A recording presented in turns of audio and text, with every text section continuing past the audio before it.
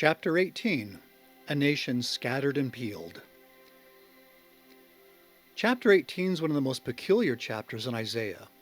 Only 7 verses long, it's interpreted in so many ways as to seem almost without meaning. But as we'll see, it actually gives us a glimpse into an apocalyptic world when humbled survivors appeal to Zion for safety. The first word, woe, is probably a mistranslation. It is not the same Hebrew word that is usually translated as woe in other chapters. This word, hoi, should probably be translated as greetings or hail. The next phrase, shadowing with wings, refers to a people overshadowed by protection. Thus, the land referred to here is probably Zion, which enjoys the protection of Christ himself. The word rivers is mentioned 3 times, making the word prominent.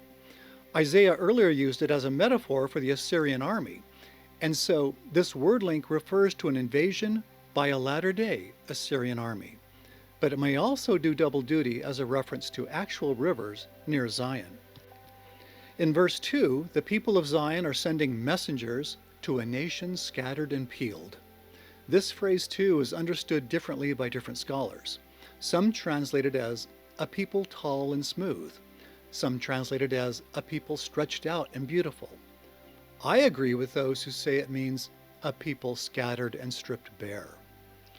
Zion's being called upon to send messengers to a nation that was once terrible from their beginning, to a people who were once mighty and feared, but now that people has been meted out and trodden down. In other words, this once great nation is now broken. Thus, Zion's messengers are being sent to a people who have been stripped bare and broken down both by military invasion and natural disasters. In verse 3, the Lord commands the world's survivors to look to the ensign when it is lifted up in the mountains. The mountains, of course, refer to the nations of the earth. They are now being commanded to look to Zion, which has been lifted up above all other nations. Indeed, at this time, Zion will become the ultimate ensign, as we learn in modern scripture. For behold, I say unto you that Zion shall flourish, and the glory of the Lord shall be upon her, and she shall be an ensign unto the people, and there shall come unto her out of every nation under heaven.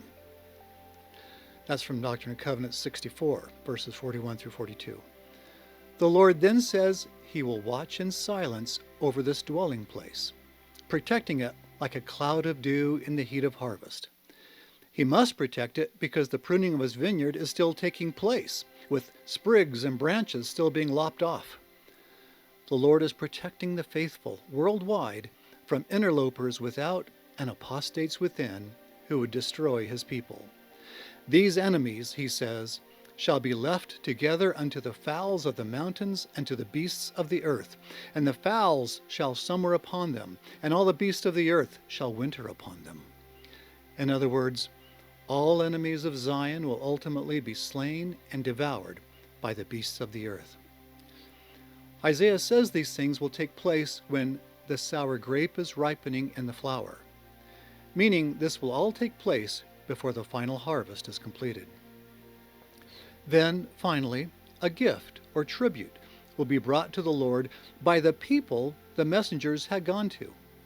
In other words, the once great people who had been laid waste by the unstoppable floods of an invading army are now being humbled. And why are they humbled? Because after suffering so much, they're willing to bend the knee and be converted to God by those messengers from Zion.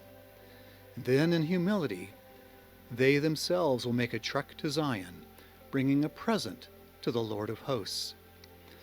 As we dive into some of Isaiah's most perplexing passages, searching diligently, we begin to fathom their rich meanings.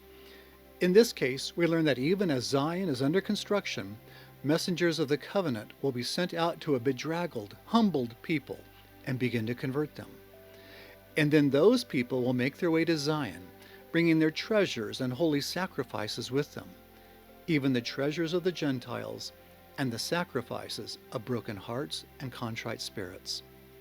We learn that even as Zion is being built, the gathering is continuing, and it will continue until all the elect are gathered out of the world to the Lord in Zion. And, as we learn elsewhere, also to Jerusalem. If you'd like to learn more about Isaiah's prophecies for our day, please go to the website, thewordsofisaiah.com. I'm Curtis Taylor with The Words of Isaiah.